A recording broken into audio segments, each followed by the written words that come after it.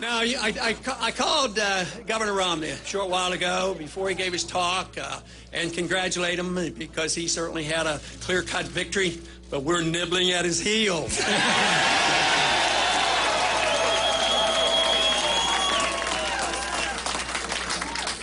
But there was another victory tonight. He had a victory, but we have had a victory for the cause of liberty tonight.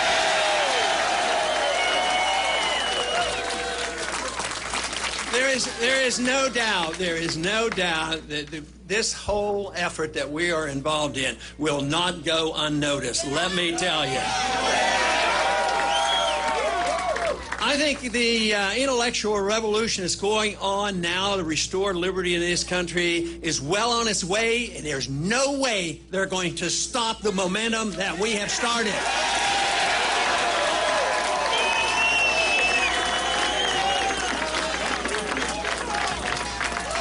And that is the victory that you have brought about because you have been the ones that have done the works. There's a lot of people here, but the ones across the countries, the donors and the excitement on the campuses, it's just unbelievable. We don't always get the coverage or the interest shown on what is going on because if they did, they wouldn't be ignoring so much of what we're doing. But you know, I find it sort of fascinating when they finally get around, and this is different people. It could be in the media, it could be our opponents or whatever. But I sort of have to chuckle when they describe you and me as being dangerous.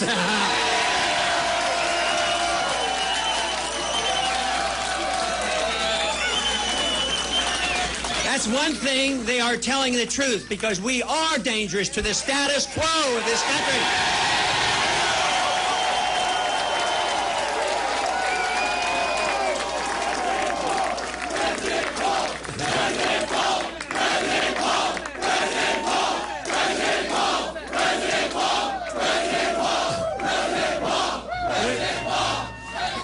Will remain a danger to the Federal Reserve System as well. Yes. And the Fed, right, and the Fed.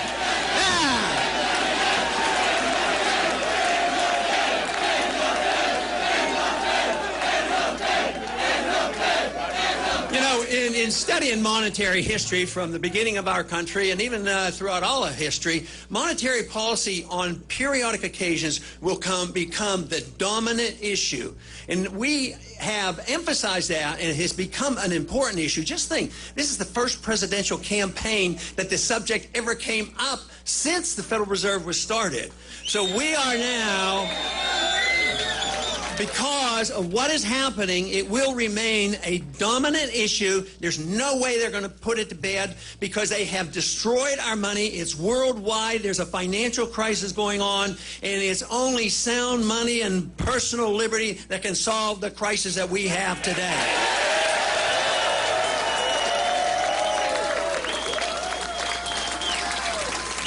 But the one reason I talk about the monetary system so much, it was a sneaky, deceitful way to pay the bills. You know, an honest government that wants to be a big spending government would tax the people, and then the people would know what they were doing. If we had to pay taxes for everything that they do, you know, the people would rise up and stop it. So then they started borrowing money a lot, and then people didn't notice that quite as much because they passed that on.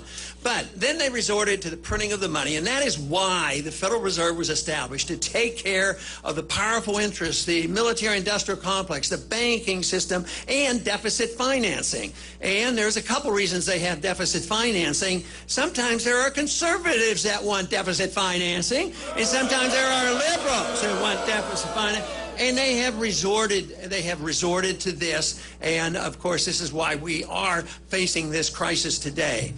But it also serves those interests who like to think that we have this responsibility. They claim it's a moral responsibility to take our young people, put them into the military, and send them hither and yon around the world, policing the world and using up the money.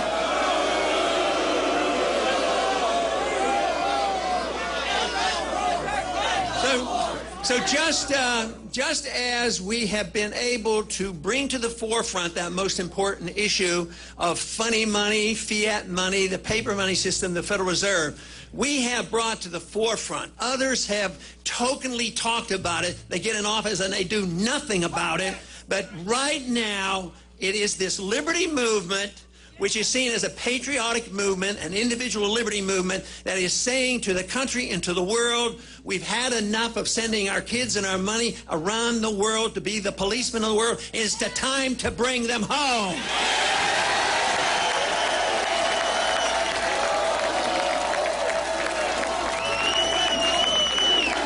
Bring them home.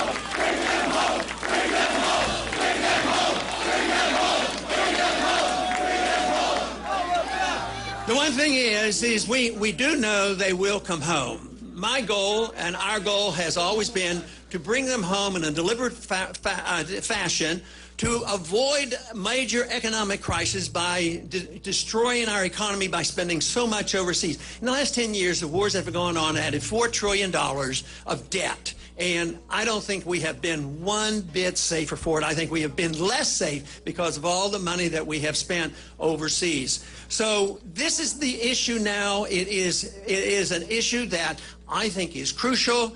Jim mentioned in the introduction that, so often they say that if we tell people that we think we should spend less in the military, they say, oh, that means you want to cut defense. No, if you cut the military-industrial complex, you cut war profiteering, but you don't take one penny out of national defense.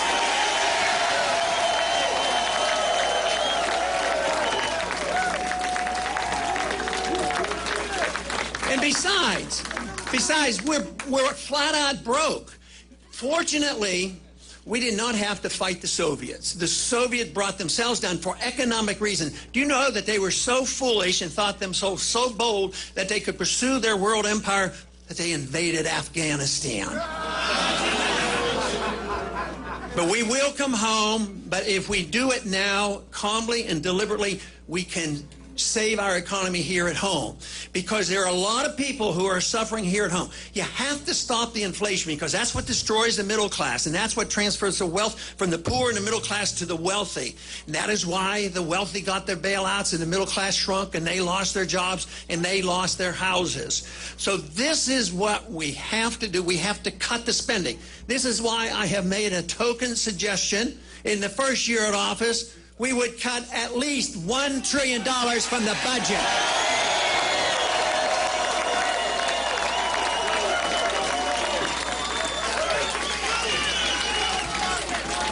Now, the one thing that the talk you hear in Washington is pure talk, because there is nobody suggesting, the other candidates are not talking about real cuts. They're talking about cutting proposed increases out in 10 years. They say, oh, we'll cut $1 trillion. Yeah, $1 trillion over a 10-year period, which is $100 billion every year. Our national debt is going up in real terms $100 billion every month. And they claim that's cutting, and they're yelling and screaming, oh, we can't cut, we can't cut. We do have to cut. We have to live within our means if we want to be able to at least take care of the people who have been made to be so dependent on the government. I mean, we have to work our way out. I would say if we did this and cut this overseas spending, at least we might be able to allow the Social Security beneficiaries to get their checks and medical care be provided. But if we continue to do what we're doing, the results are that the dollar is destroyed and the whole thing comes apart, and it's going to be a worldwide phenomenon. Already, Social Security beneficiaries are suffering a lot. Their income is shrinking because the value of the dollar is going down, so they're getting their checks cut. And that is why you have to think about the cutting and stopping the inflation. But overall, you have to ask, once again, as our founders did, what should the role of government be in a free society? The role should be very simple: the protection of liberty.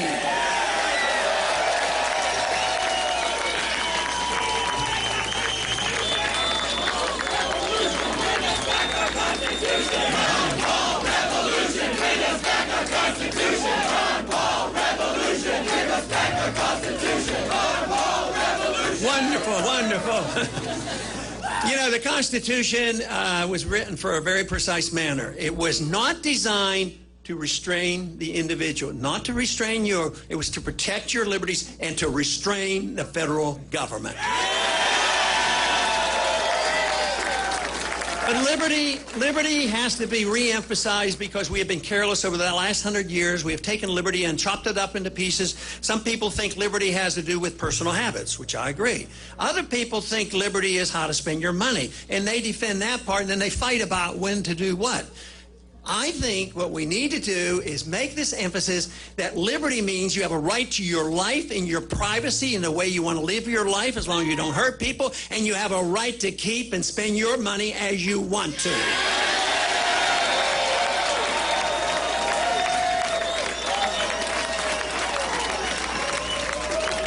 But freedom is a wonderful idea, and that's why I get so excited, but I really get excited when I see young people saying, it is a wonderful idea. Freedom is popular, don't you know that?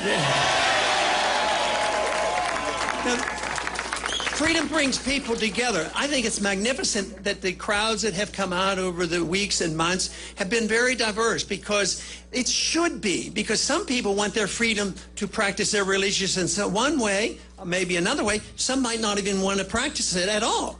But freedom, if you understand it, you should all fight for freedom because you want to exert your freedom the way you want. Same way with economic freedom. It should bring people together. And I think this is one reason people worry about, how are you ever going to put in a coalition, or how are you going to, oh no, they don't want a coalition. They said, how are you going to compromise and give up some of your beliefs in order to get some things passed?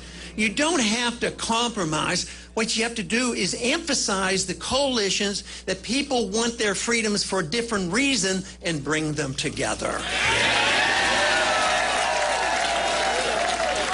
It's been, America has been the greatest country ever, the most prosperous country ever, the largest middle class ever. It's not that way today. Our middle class is shrinking. The country is getting poorer. The wealth is apparent, is based on debt. The few who really hold the wealth, it's maldistribution because it shifts over due to the regulations that control a government. We have had too many people too long in the last 100 years thinking that it was beneficial more to have high-paid lobbyists to get and to find out what they can get from the government, rather than us petitioning our government in a proper manner, to petitioning our government and demanding our freedoms back again.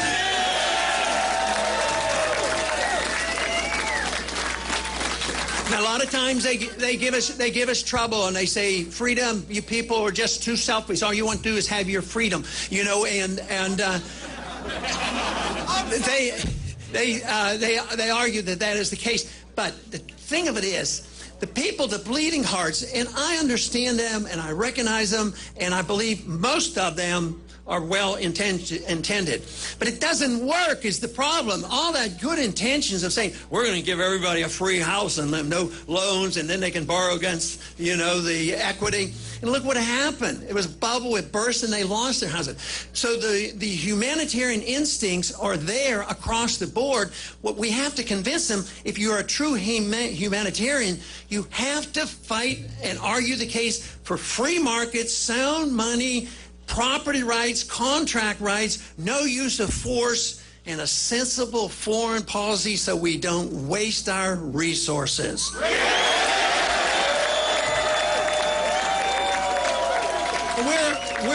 We're well on our way. We're well on our way. People have asked me, what did I expect 5, 10 years ago? I had no idea. I always assumed that the best I could do is set a record. I didn't know you were out there.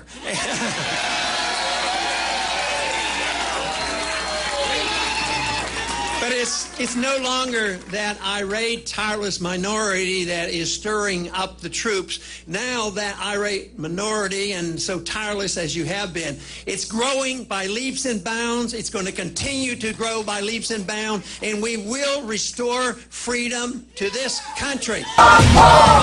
Civil constitutional rights. We're not gonna give up the fight.